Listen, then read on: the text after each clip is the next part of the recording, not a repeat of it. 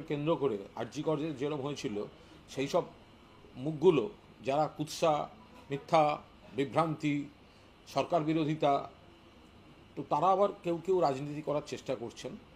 ফলে একদম পরিষ্কার কথা, প্রশাসন একটা মর্মান্তিক মৃত্যু হয়েছে, সেখানে প্রশাসন কিছু ব্যবস্থা নিয়েছেন, তদন্ত হচ্ছে। তো এদের আপত্তিটা কিসের যে মৃত্যু হয়েছে? সিনিয়র চিকিৎসকরা যাদের দায়িত্ব ছিল তারা ছিলেন না কেন? তো সাধারণ মানুষ জিজ্ঞেস করবেন না? সরকার তো সাধারণ মানুষকে প্রতিনিধিত্ব করছেন।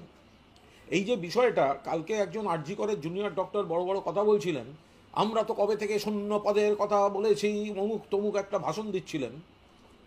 এটা তো শূন্য পদের প্রবলেমই নয়, সেখানে তো পদে লোক ছিলেন, দায়িত্বে লোক ছিলেন, অ্যাসাইনমেন্টে লোক ছিলেন। সিনিয়র ডক্টররা আসেননি, পড়ুয়াদের কাঁচা হাতে ছেড়ে দিয়েছেন। পয়েন্টটা কিন্তু শূন্য পদের নয়, পয়েন্টটা হচ্ছে ভর্তি পদের লোকেরা নিজেদের কাজ নিজেরা করেনি। কেন সিনিয়ররা ছিলেন না? কেন কাঁচা হাতে জুনিয়রদের হাতে এটা ছাড়লেন? তো এরপরে যদি প্রশাসন কিছু ব্যবস্থা নেয়, তাহলে দোষীদের বাঁচাতে নামছে এই আন্দোলনকারীরা। সাধারণ মানুষ মানবেন, বরদাস্ত করবেন? স্যালাইন রিটেস্টিংয়ের জন্য পাঠানো হয়েছে, মুখ্যমন্ত্রী বলে দিয়েছেন। ওই স্যালাইন ওই হসপিটালের আরও বিভিন্ন জায়গায় ব্যবহার হয়েছে, কমপ্লেন নেই। শুধু এরা যে অপারেশনগুলো করলেন তাতে কমপ্লেন বেরোলো এবং স্যালাইনের দিকে ঘুরিয়ে দেওয়া হলো। স্যালাইনে যদি খারাপ থাকে সরকার ব্যবস্থা নেবেন। রিটেস্টিংয়ে পাঠানো হয়েছে, ততক্ষণ পর্যন্ত ব্যবহার নয়, মুখ্যমন্ত্রী বলে দিয়েছেন। কিন্তু যে চরম গাফিলতিতে প্রাণ গেল, তার ব্যবস্থা হবে না। সিনিয়ররা ছিলেন না কেন? এই যারা এখন আবার ডাক্তারদের যে একাংশ বড় বড় কথা বলছেন, এই বেসিক প্রশ্নটার উত্তর দিচ্ছেন না কেন? কেন সিনিয়ররা যাদের দায়িত্বে সিজারটা হওয়ার কথা ছিল, কেন তারা ছিলেন না? কেন জুনিয়রদের দিয়ে এই কাজটা করানো হলো? তো ফলে প্রশাসন ব্যবস্থা নিয়েছে, প্রশাসন তদন্ত চালাচ্ছে।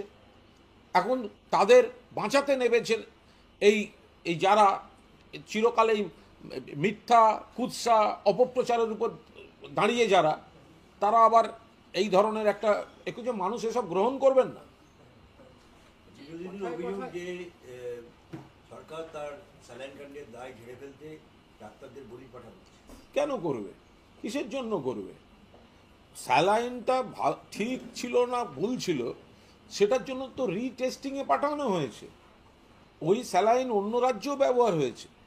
স্যালাইন যদি খারাপ থাকতো তাহলে তো ওই হসপিটালে আরও যেখানে যেখানে ব্যবহার হয়েছে, বা ওই গাইনি ওয়ার্ডের, এটা তো 1C ইউনিট, বাকি ইউনিটগুলোতে কোনো প্রবলেম নেই।